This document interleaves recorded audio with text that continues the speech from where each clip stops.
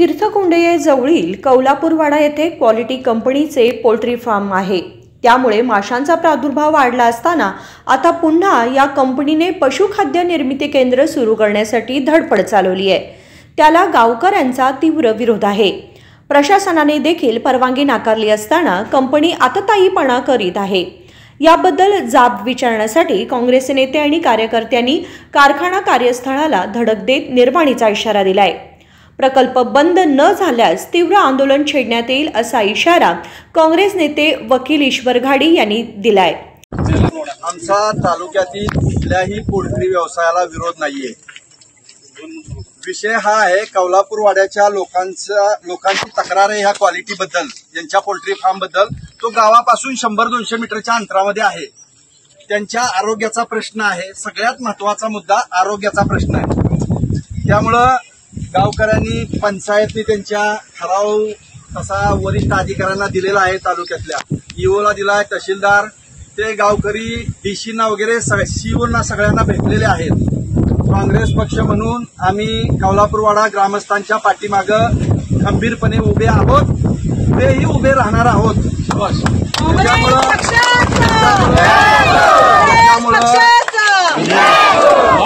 त्याच्यामुळं आता आम्ही तहसीलदारांशी चर्चा केलेली आहे।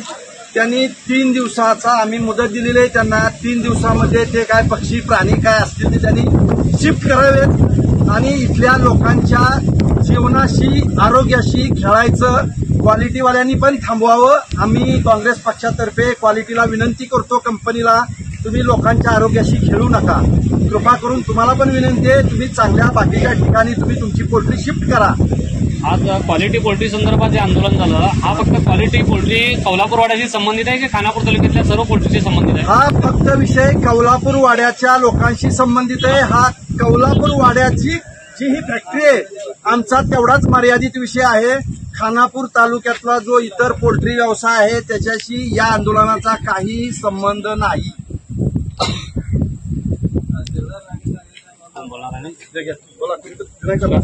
शॉर्टकट मध्ये बोलायचं, थोडं एक वाक्य बोला।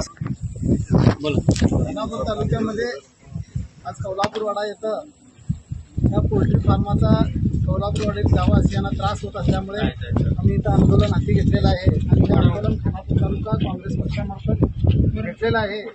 तेव्हा याच्यासाठी आम्ही DC, AC, लोकायुक्त व खानापूर तहसीलदार, तालुका पंचायत या सर्वांना निवेदन दिलेलं आहे। आणि प्रथमतः इथं ग्रामपंचायतला, बैलूर ग्रामपंचायतला, सर्व कमिटी त्यांच्या PDOना धन्यवाद द्यावं असं वाटतं, कारण त्यांनी सुद्धा एक ठराव मांडून या पोल्ट्रीचं कंस्ट्रक्शन परमिशन कॅन्सल केलेलं आहे। तेव्हा त्यांना सुद्धा धन्यवाद द्यावं तेवढं कमीच आहे। तेव्हा हा पोल्ट्रीचा व्यवसाय क्वालिटीवाल्यांनी कुठं गाव नाही, जवळ नाही अशा ठिकाणी जाऊन शिफ्ट करावा। आमचा खानापूर तालुका काँग्रेसचा विरोध क्वालिटी प्रोडक्टला नाही, परंतु जे गावाला लागून आहे प्रोडक्ट हा, आणि जे गावामध्ये माशा जेवताना हे करताना ज्या येऊन लोकांवरती रोगराई होत आहे तसेच विद्यार्थ्यांच्या जीवनावर सुद्धा परिणाम याचा होत आहे। ही लोक प्रत्येक आठवड्याला जवळजवळ 7-8-10 विद्यार्थ्यांना, लहान मुलांना घेऊन हॉस्पिटलला जात असतात आणि तसं रिपोर्ट सुद्धा तालुका आरोग्य अधिकाऱ्यांनी तहसीलदारांना केलेला आहे। कन्नड बोलू द्या ना। एक मिनिट अध्यक्ष ಕೌಲಾಪುರ ಗ್ರಾಮದಲ್ಲಿ ಕ್ವಾಲಿಟಿ ಕೋಳಿ ಫಾರ್ಮ್ ಪರ್ಮಿಷನ್ ಇಲ್ಲದೆ ಹಾಕಿರ್ತಾರೆ।